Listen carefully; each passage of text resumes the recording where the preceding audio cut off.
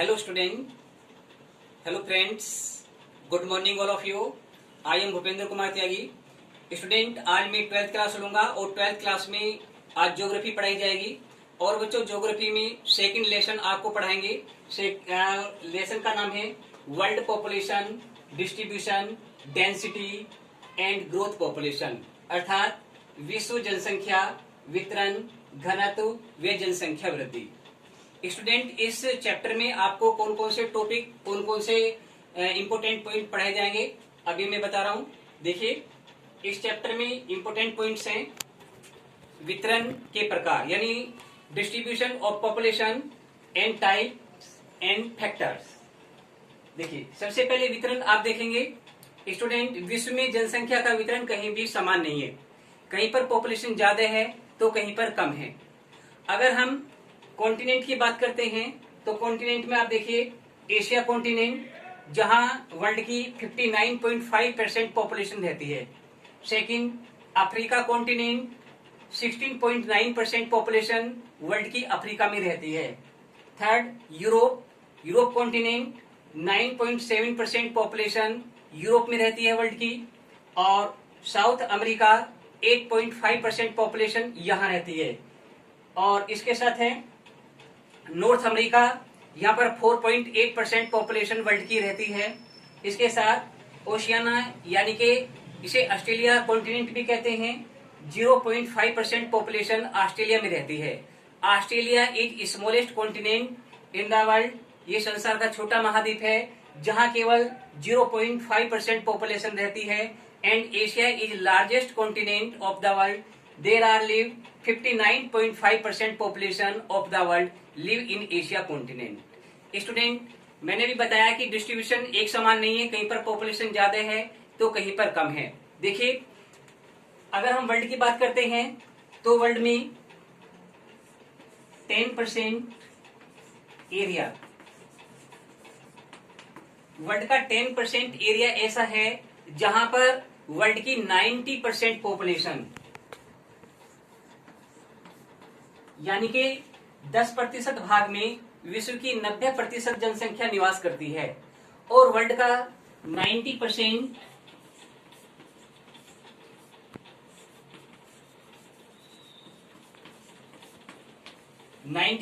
Area ऐसा है जहां केवल विश्व की 10% पॉपुलेशन निवास करती है.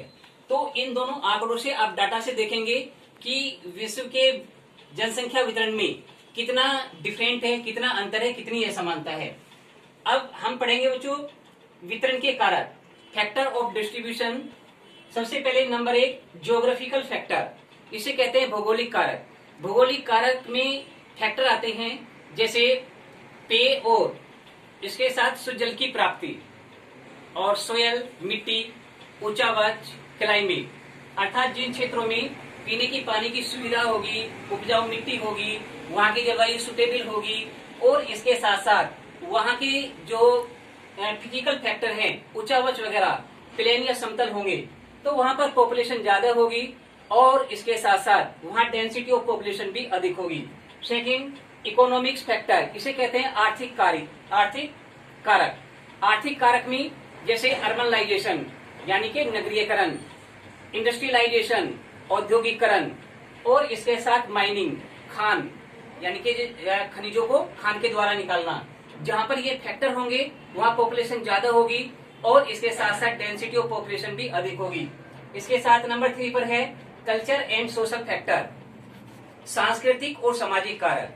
यानी कि जहां समाज में पीस एंड सिक्योरिटी, शांति और सुरक्षा होगी, इसके साथ साथ सामाजिक कल्चर में आएगा कि वहां पर रहने के लिए जो वातावरण है सुटेबल है, अच्छा है, तो लोग वहां पर ज्यादा रहेंगे और वहां की डेंसिटी ऑफ पॉपुलेशन भी अधिक होगी.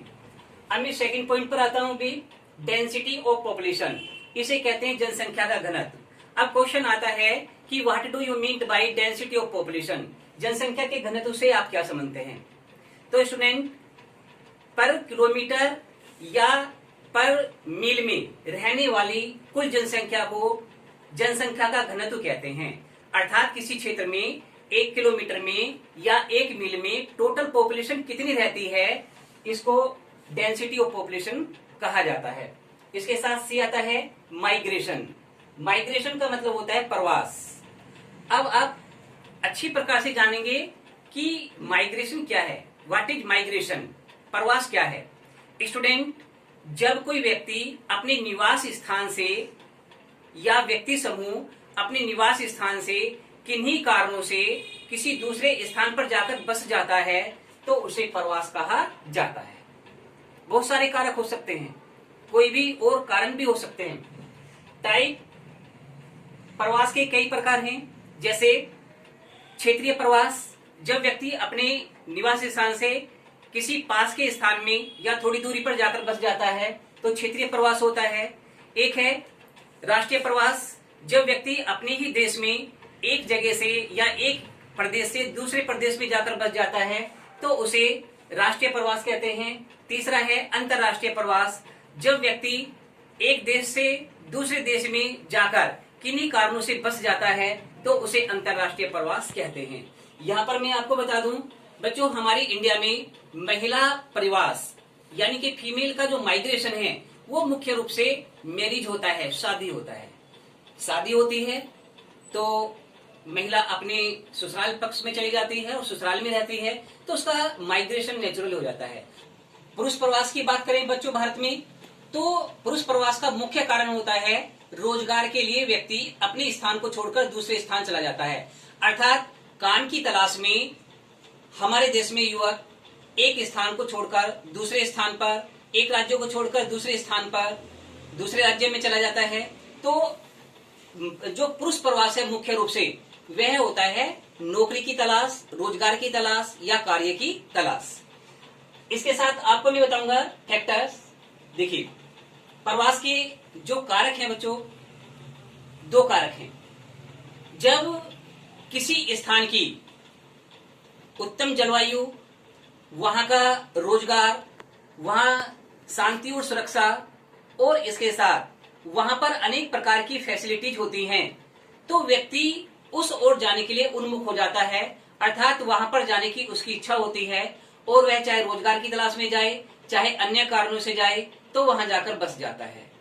लेकिन दूसरा कारण, जब व्यक्ति किसी स्थान पर होता है और वहां पर न शांति होती है, न सुरक्षा होती है, न रोजगार होता है, अनेक प्रकार की कठिनाइयां होती हैं, उसको जीवन जीने में बड़ी चुनौतियों का सामना करना पड़ता है तो वह उस स्थान को छोड़कर किसी दूसरे स्थान पर जाकर बस जाता है।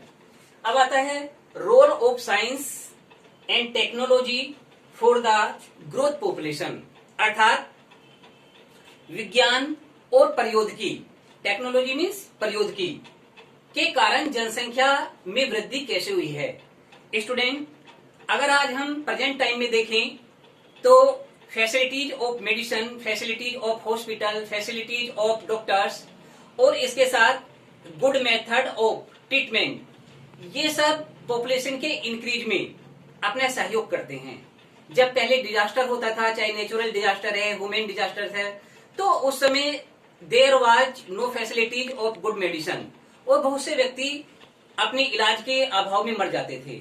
लेकिन आज ऐसा नहीं है।